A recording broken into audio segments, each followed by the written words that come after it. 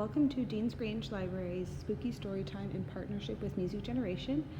Our first book that we'll be reading today is Dracula Spectacular, with permission from Macmillan. This book is by Lucy Rowland and Ben Mantle.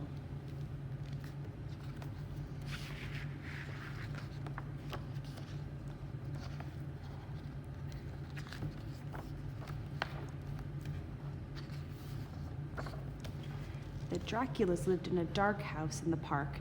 It was creaky and crooked and dusty and dark, with midnight black ceilings and inky black floor, raven black curtains and bat-wing black door.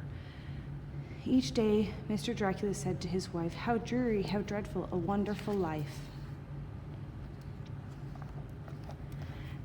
Then later that year, a bundle of joy, a Dracula baby arrived. It's a boy. But as the boy's parents stared into his cot, the boy started grinning and giggling a lot.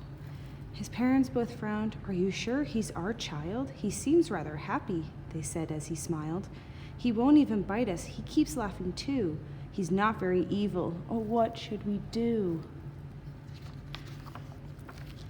They both tried to teach him to pounce and to leap, to scare all his teddies, to sneak and to creep. But Dracula child just giggled with glee, then asked all his teddies to join him for tea. And what did he look like? He wouldn't wear black, not spider black boots or a cloak on his back. Then as he grew older, his dad warned, "At night you must stick to the shadows. Don't go in the light." When Dracula boy flew alone through the street, the children were frightened. "Don't bite us," they shrieked. They jumped from their beds, they trembled and blubbered, and then stood and watched as he browsed through their cupboard.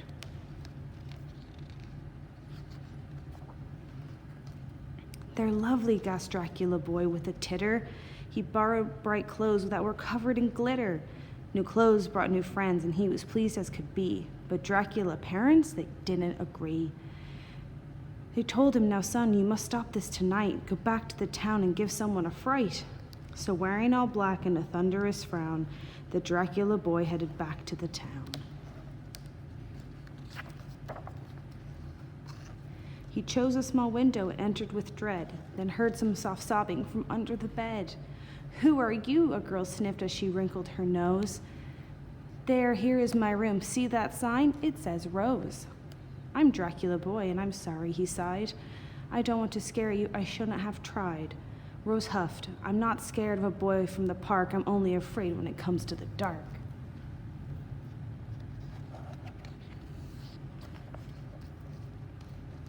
"But the dark," smiled Dracula boy, "is so pretty." He gazed at the sparkling lights of the city. "Just come and explore it. The dark doesn't hurt. But first of all, please, may I borrow that shirt?" That night they both giggled, they skipped and they walked, they soared through the skies, they danced and they talked. They noticed the fireflies twinkling bright and smattered of stars soft shining in the night. "I'm tired," yawned Rose, "but this night has been fun. Who knew that the moon could shine as bright as the sun?" "The sun," whispered Dracula boy in dismay. "I'll never know the colors as bright as the day." Rose asked him, "Perhaps you could come back tomorrow?" But Dracula boy turned away, full of sorrow. He thought of his dad and the earlier warning, then quickly flew home just in time for the morning. For nights he stayed in. He was quiet and sad. "What's wrong with our son?" wondered Dracula dad. "Oh, how can we help him?" asked Dracula mum. "It makes me so unhappy to see him so glum." At last he went out, and Mom searched for a clue, and Dracula dad said, "I know what to do." As Dracula boy fluttered from the skies, his parents said, "Look, son, we have a surprise." They painted the walls in his bedroom so bright with a big yellow sun, green trees, and a kite. His parents looked down at the daisy-speckled floor and grinned as they heard a small knock at the door.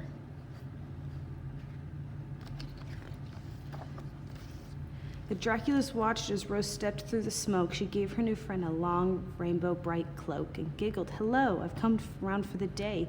Now tell me, what games are we going to play?" His parents beamed up at their colorful Dracula. "Son," smiled Mom, "you look really spectacular." Dracula dad said, "Now go and have fun." And Dracula boy Well, he glowed like the sun.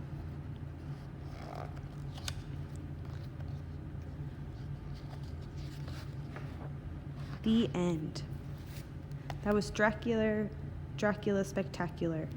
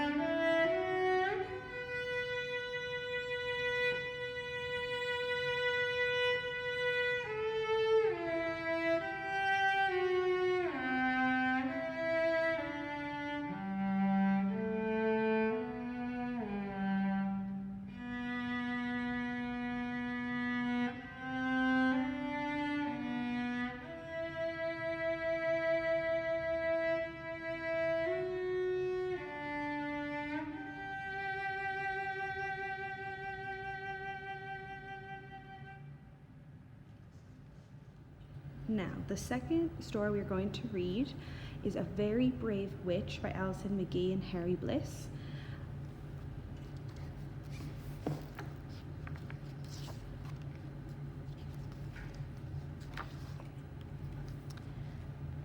You're not going to believe this, but... Poof! I'm a witch.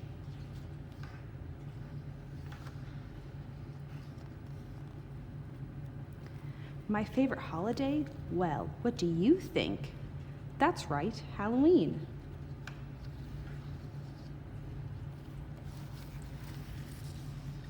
I love the decorations.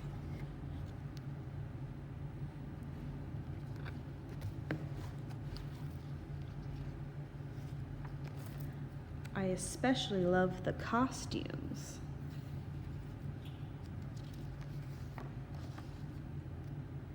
You might not believe this, but most witches are afraid of humans. Did she say humans? Why? Well, because humans aren't green like us. I'm not afraid, though. I've done my research. Here are the facts, strange but true. Most humans are afraid to fly. Most humans do not wear pointy hats. Humans are rarely known to cackle, ha ha ha ha. Nothing too bad except, you know, the green thing. It's time for this brave witch to take a closer look. Hang on, kitty, we're going in. Listen, what's that I hear? The human saying, trick a tree? No one can trick a tree like me.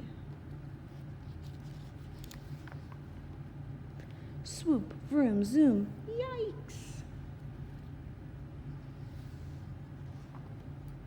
Are you okay? A real human. Sweet costume.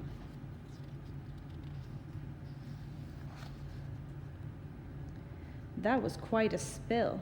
I'm being touched by a human hand. I've always dreamed of flying. Flying?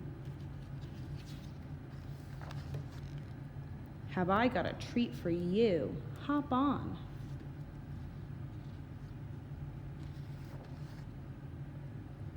Some witches are very brave ones, are not afraid of humans. And some humans, the very brave ones, are not afraid to fly. Happy Halloween!